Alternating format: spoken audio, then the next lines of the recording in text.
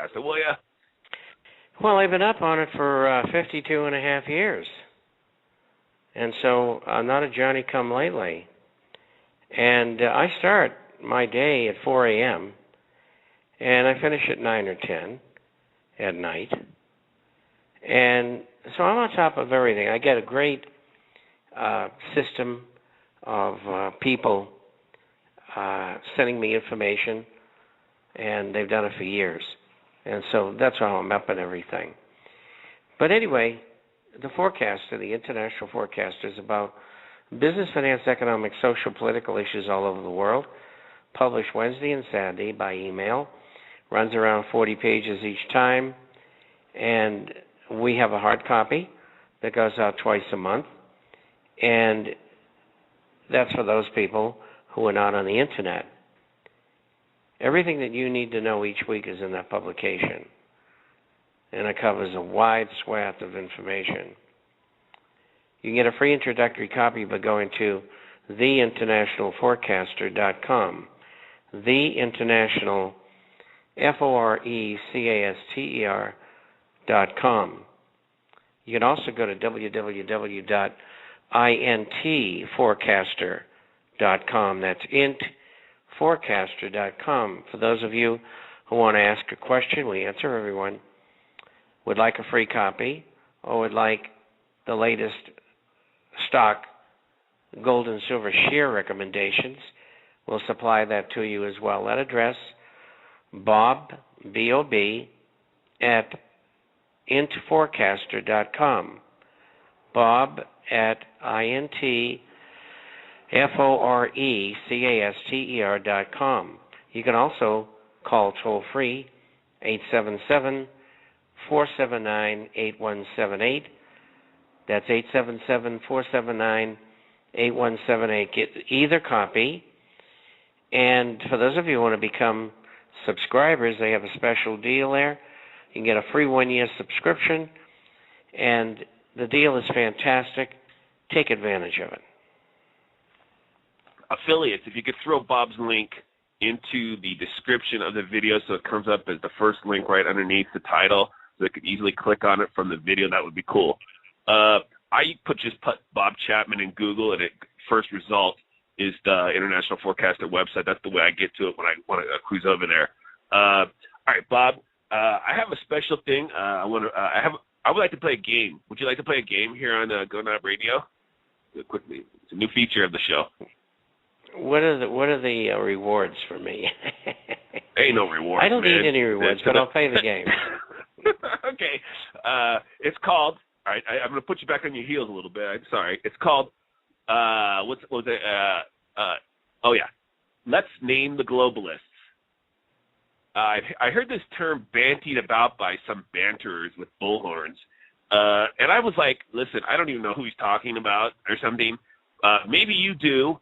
And I'm going to start the game. Let's name the globalists. I mean, we heard this thing. I've actually went to globalist.com, and it's like a website that's it's like an online magazine. I'm sure they probably get a little bit pissed off about people like going on air and saying the globalists are like, behind everything bad. And if I had globalist.com, I would be like, hey, man, you're ruining my brand over here.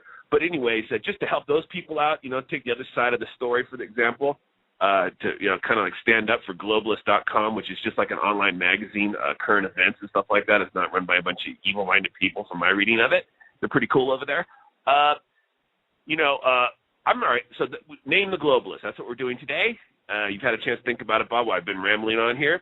I'm going to name the first globalist, get this party started. George Soros. Haha, okay. He's one of the globalists, I think. Give me another globalist. Name him, please. Well, I'll give you two of them, Henry Kissinger and Zbigniew Brzezinski. Those three kind of hang out mentally together, and they're movers and shakers in the Illuminati, and they're the people who give direction to other members of this cult, you may call it, and so they're very important people at I would say the second level, and because they're policymakers. There are others, but they're usually in foundations, think tanks, universities, and they don't get the recognition that these three do. And so they're very important people. All right, fine. We will put that on the list. We've named the three of the globalists. There's more, right, than those three. You said that. We just don't know who their names are. And this will be like an ongoing thing. I want to know. I want to start naming the globalists. I mean, I went to the Central Haifa Command Center website over there, and I don't see any articles done by their all the English writers they have writing for the American audience. It's kind of weird, but I've never seen any of them do an article on, like, give me the top 10 list from the Home Office in Tel Aviv that shows the 10 top globalists, for example. We talk about it like 20 times a day on each show, but we really don't name them. It's like this ambiguous term. I'm trying to, again, I'm about solutions, about like getting real on this stuff. So let's have a top 10 list of the globalists is what I say. I'm the first person to openly say this to the public. Again, they'll all copy me, fine, I don't care. And that's what we got. That's what I'd like to put forth there. So I'm calling for a top 10 list. So we started it with the top three. I think I don't quarrel with those three. They're absolutely total globalists. Well, we can throw in David Rockefeller for good measure. Yep. Okay, number 4. That's a good one. He's a. Let me throw out Nathan Rothschild. How about that? Anybody argue with that one? Well, I did without question. I'm sure he's in his offices in London, cursing us. But you think he's monitoring Going On Radio? Oh, of course he is. They monitor every program I'm on. Believe me, I get that straight from Washington. If you want to come on the show and challenge any of the comments here on Going On Radio, we always have an open door policy to contradictory, or we'll have a debate here or something like that. Whatever, it's okay.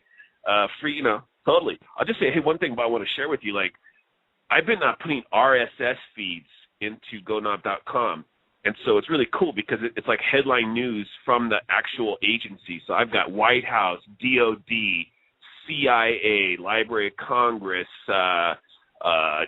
DI, Defense Intelligence Agencies. They all have websites. They all have RSS feeds, which show out, the press releases, whatever they're putting out to the public. Well, I've got a whole string of them down the right side of the website. So what I was putting them all in, and they're all working fine. And then I came across the NSA, National Security Administration. You know what that is, right? The NSA, right? They're the top monitor. Oh, okay. Well, fine.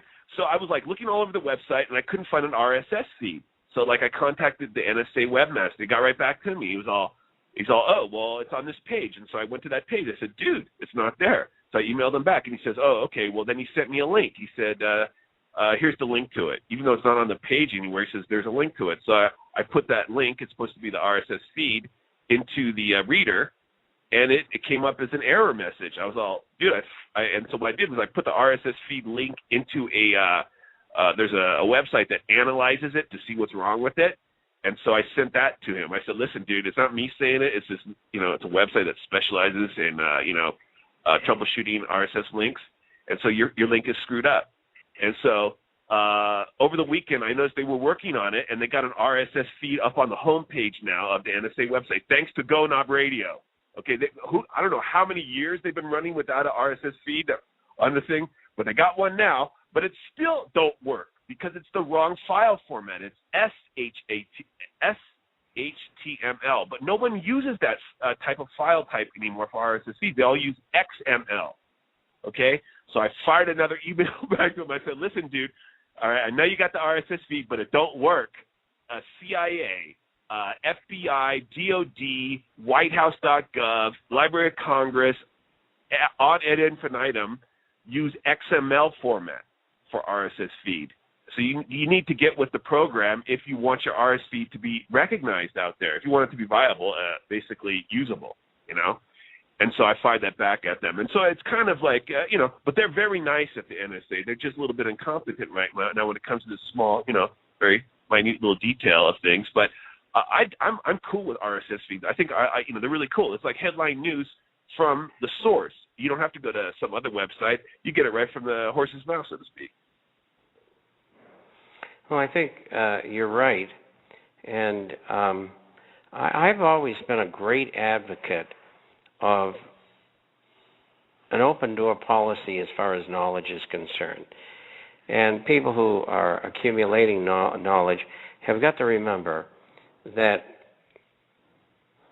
you're going to find a great deal of misdirection and propaganda in what everybody writes. They all have their own axe to grind. And so you have to look at both sides of everything. And, you know, in years past, people would talk about how bad communism was. And it turned out to be, it was bad for the people and their goals and things like that.